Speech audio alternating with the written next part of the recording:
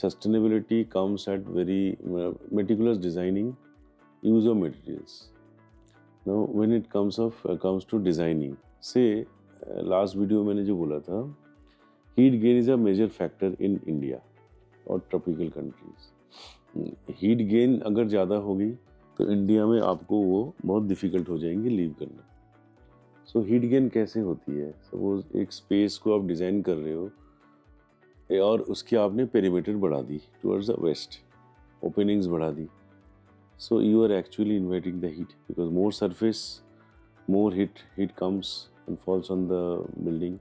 Then heat travels from outside to inside. It takes a time because every material has different permeability of heat. So हम चाहते हैं perimeter को reduce कर लो. So मैं planning करके perimeters तो reduce कर सकता हूँ ना उतना ही यूजेज के लिए. So first and foremost the planning is very important for sustainable development. Secondly, cross ventilation. Cross ventilation calls for two side opening. अब टू साइड ओपनिंग तो आज की डेट में यूज़ करना ही मुश्किल है, मतलब बनाना ही मुश्किल है because we don't leave space. So how to do cross ventilation? So the rear and the front, the air will enter from the front assumed and go from the rear. So the spaces should be designed that major living activity should have a window on the front and on the rear. So वहाँ से sustainable planning शुरू होती है. But definitely all the bedrooms or all the usable rooms will not have cross ventilations. It is not possible. So other ways of using saving the energy, cut the sun rays, your AC cost goes down. Don't use adaptability of the skin. We are very habituated to air conditioning.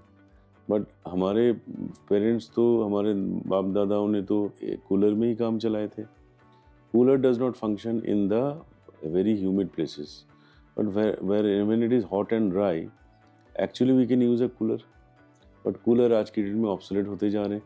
जो high income वाले होते हैं वो cooler use ही नहीं करते, अप्रैल से AC चलाना चालू करते. तो ये एडेप्टेबिलिटी इस तरीके से क्यों करें हमने? So some lifestyle changes has to be made.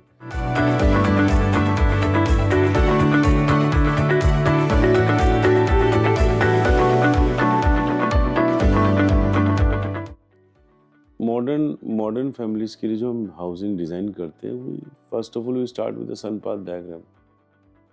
सूरज किस तरीके से आ रहा है. No, all the houses will not have the same sunlight. Then तो सारे हाउसेज ईस्ट फेसिंग होने चाहिए, तो पॉसिबल नहीं है. But we can maximise the east facing units, we can minimise the west facing units.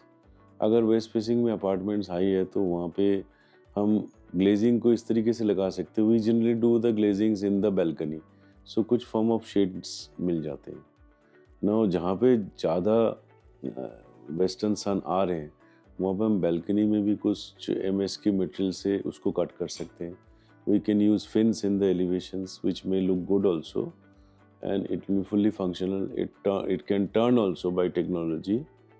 सो जिधर से सन आ रही है वो उसको डायरेक्ट सनलाइट को वो ना करें, उसको कट कर दे बीच में. All this technologies can be done to reduce the heat gain. Heat gain is the major problem. In Western countries, cold countries, there is lot of heat gain required. तो वहाँ पे सोलर एनर्जी को use करते हैं लोग body को और घर को ठंडा रखने के लिए.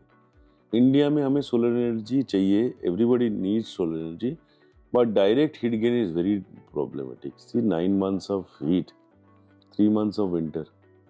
3 महीने के लिए हम ठंड में रहते हैं. हम बोलते हैं कि चलो वेस्टर्न फैसाड में सन नहीं मिल रहा है, ईस्टर्न फैसाड में सुबह ही मिल रहा है, तो घर ठंडा हो रहा है ज़्यादा. बट वो 3 महीने की बात है. बट 9 महीने की हीट गेन मन सब. सपोज AC के कॉस्ट, 3 रूम में AC चल रहे हैं, तो your electricity bill will be 12,000 rupees, 13,000 rupees per month. तो do you think it is sustainable? No. So we can reduce the heat gain by proper planning. That is our ultimate motto.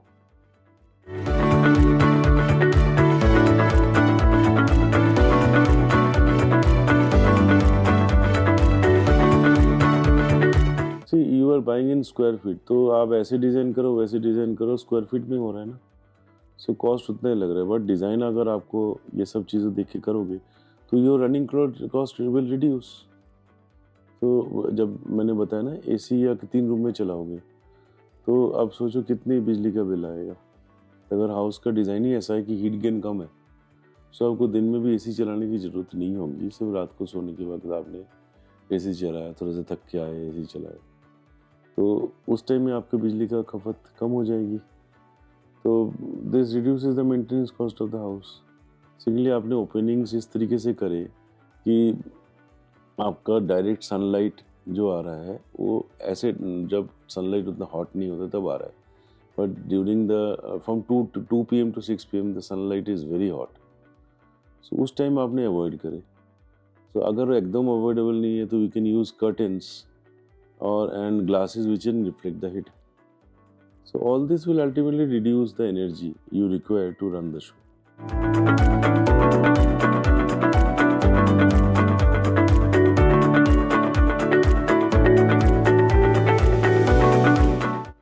Biggest myth, no myth actually, it is, लोगों को लगता है energy efficient home is costly. That is a myth. It is not. Builders को लगता है energy efficient Holmes में मतलब हम ट्रेडिशनल डिज़ाइन में चले जाएंगे. That is a myth. Because energy efficient building in India, energy efficient building in Dubai, energy efficient building in USA और स्कैंडिनेविया डिफरेंट.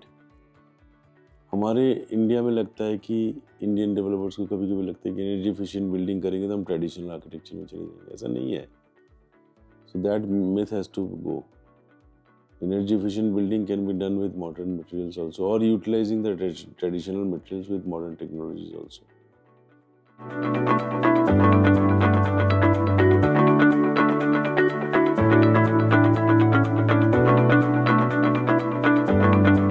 Current home में जो जिस तरीके से डिज़ाइन हुई है, can you give me an example?